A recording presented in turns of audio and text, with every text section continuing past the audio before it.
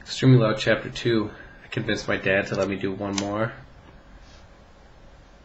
because he had to go to the bathroom. So I'm here all alone with the camera and I can say whatever I want.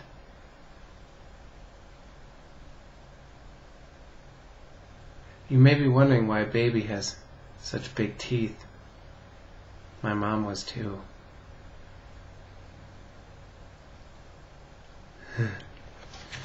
Chapter 2, Why I'm Not Where You Are. Okay, and I want you to notice the date. This was written May 21st, 1963. Okay, so this is the explanation from this character. There are some characters in this book which are really over the top. Okay, and they're almost more symbolic characters than anything. And they're characters to prove a point. It's not necessarily something which could happen, and there are some instances in the book which are kind of unrealistic, but as I said, more symbolic and just kind of in there to help prove a point and to help describe what could happen to someone. This letter is written to my unborn child. I haven't always been silent. I used to talk and talk and talk. I couldn't keep my mouth shut. The silence overtook me like a cancer. It was one of my first meals in America, and I tried to tell the waiter, "The way you just handed me that knife, that reminds me of..." But I couldn't finish the sentence. Her name wouldn't come. I tried again. It wouldn't come. She was locked inside of me. How strange, I thought. How pathetic. How frustrating. How sad. I took a pen from my pocket and wrote Anna on the napkin. Okay. This character lost the ability to speak because he couldn't speak of the person that he lost. Okay. And you know, I think if you go through a difficult situation, whether someone passed away or you go through something difficult in your own life, in my own mind, and this is coming from the mind of a baby, being able to talk about it is one of the most important things that you can do. And this character lost the ability to do that. Okay, and because they couldn't even say the name of this person, they ended up losing the ability to say all their words, which is why I had you do that activity, why my dad had you do that activity, where you lost the ability to speak and to use specific words to see what that would be like a little bit. One of the things that we talked about in the Notes of Postmodernism is how slippery words are and how we use them, but we don't necessarily always know what they mean. We use them as if we do, but we don't always have a solid grasp on what they mean because words in and of themselves don't really mean all that much. Okay, so a good example of that is I would tell the baker, but that wasn't quite right. The meaning of my thoughts started to float away from me, like leaves that fall from a tree into a river. I was the tree and the world was the river. Okay, and so words would fall from this guy and then they would just kind of get carried away. And so he would kind of lose the ability to use them and to make them do what he wanted them to do for him. And so he ended up only being able to write words. Okay, and you know he would use one of these. He would carry notebooks around with him and write out answers to questions. And by the end of the day, he would have run out of pages. And so at that point, he was left to use the words that he'd already written to answer questions.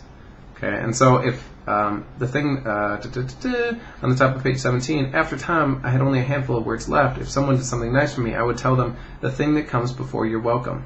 If I was hungry, I'd point to my stomach and say, I'm the opposite of full. Okay, so this is, again, one of those kind of over-the-top symbolic examples of how we don't even necessarily use words that mean much of anything at all. And the words that he's using weren't exactly saying what he wanted them to. And if you've ever tried to communicate with someone, whether it's someone you love or talking about someone or to someone about something that's very difficult, sometimes it's hard to find the right words to fit the emotion that you're feeling.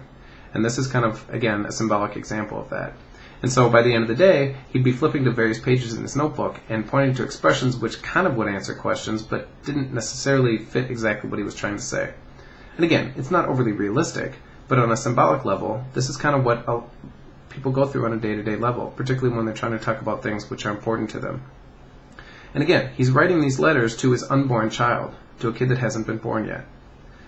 On page 17, and if he could express all these things which he is expressing in writing, in words, particularly to his unborn child, maybe he would be able to move through whatever it is he's trying to move through. Does it break my heart? Of course, every moment of every day, into more pieces than my heart was made of. I never thought of myself as quiet, much less silence. I never thought about things at all. Everything changed. The distance that wedged itself between me and my happiness wasn't the world, it wasn't the bombs and burning buildings, it was me, my thinking, the cancer of never letting go, which I think is a really, really, really good line. Because if you're going through that difficult time and you can't talk about it, the cancer of never letting go, it will just eat you up. Is ignorance bliss? I don't know, but it's so painful to think. And tell me, what did thinking ever do for me? To what great place did thinking ever bring me? I think and think and think. I've thought myself out of a happiness 1,000,000 times, but never once into it. Okay, and at this point, he ends up losing his words. So then, one of the weird things about this book, or interesting things and postmodern things about this book, is just the way the book had set it up itself. So pages 19, 20, 21, up through page 27 are all examples of what are in his notebook. Okay, and so those would be the types of things he would be using to answer various questions that he wrote. On 28, as I was talking about earlier, it wasn't unusual for me to run out of blank pages before the end of the day. So should I have to say something to someone on the street, or in the bakery, or at the bus stop, the best I could do was flip back through the daybook and find the most fitting page to recycle. If someone asked me, how are you feeling, it might be the best response to point at the regular, please, or perhaps, and I wouldn't say no to something sweet. Okay, going on. On the rest of this page, he talks about the one time that he's been really happy recently is when he was at the zoo with Mr. Richter. And it's not the principal Mr. Richter. It could have been, I guess. I'm sure he would be a fine person to go to the zoo with. And then he ends up meeting this woman at a diner on page 30. She's talking to him, and she realizes he doesn't talk, and she's trying to make conversation with him. Maybe they don't know that we've lost everything, but they know something's off. So she's talking about how both she and him, people could look at them and tell that there was something not quite right. She was the tree, and also the river flowing away from the tree. Okay, so this is another example of those words not working. She's saying things which are not exactly what she means to say, and she wishes sometimes she could take them back, like what she's about to say, but she can't because it's too late. There are worse things, she said, worse than being like us. Look, at least we're alive. I could see that she wanted those last words back, but the current was too strong. And the weather's $100 too, and also don't let me forget to mention, I stirred my coffee. Going on a little bit, he said, I don't speak, I'm sorry. And I used it to dry her cheeks. My explanation, an apology, ran down her face like mascara. She took my pen from me and wrote on the next blank page of the daybook, the final one, please marry me. And on page 33, I flipped back and pointed, and so she says something really, really intense and important. And we'll understand why she said this to him as we get into the book a little bit more. What happened to my baby eyes and baby face? Because now I'm a baby ventriloquist, and I'm saying things without moving. Perhaps this food which is smeared all over my face has locked my face into position, kind of like old baby gunk cement. Anyway, I flipped back and pointed at, ha ha ha. She flipped forward and pointed at, please marry me. I flipped back and pointed at, I'm sorry, this is the smallest I've got. She flipped forward and pointed at, please marry me. I flipped back and pointed at, I'm not sure, but it's late. She flipped forward and pointed at, please marry me. But this time, she put her finger on please, as if to hold down the page and end the conversation, or as if she were trying to push through the word into what she really wanted to say. I thought about life, about my life, the embarrassments, the little coincidences, the shadows of alarm clocks on bedside tables. I thought about my small victories and everything I'd seen destroyed. I'd swum through my mink coats on my parents' bed while they hosted downstairs.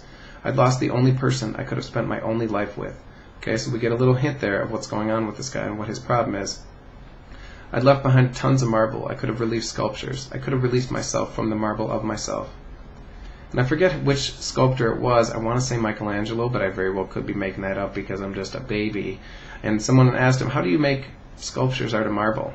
And he said, out of a big block of marble. And he said, well, I just carve away all the stuff that's not the statue, that's not the angel that I'm trying to make. I'd experienced joy, but not nearly enough. Could there be enough? The end of suffering does not justify the suffering, and so there is no end to suffering. What a mess I am, I thought. What a fool. How foolish and narrow. How worthless. How pinched and pathetic. How helpless. None of my pets know their own names. What kind of person am I? I lifted her finger like a record needle and flipped back one page at a time. Help. And that's where we're at. So they had this really intense conversation, and they could only use words which somewhat expressed what they were trying to say in this really intense conversation because they couldn't communicate with each other. There's so many characters in this book who cannot communicate, and that's their big problem. So, there are parts in this book which are very, very funny. There are parts in this book which are very, very sad. And you will have your next reading assignment, which I don't know what it is off the top of my head because I'm a baby, but you can ask Miss Todd and she will tell you, goodbye, I just pooped my pants. By pants I mean diaper, because I'm a baby.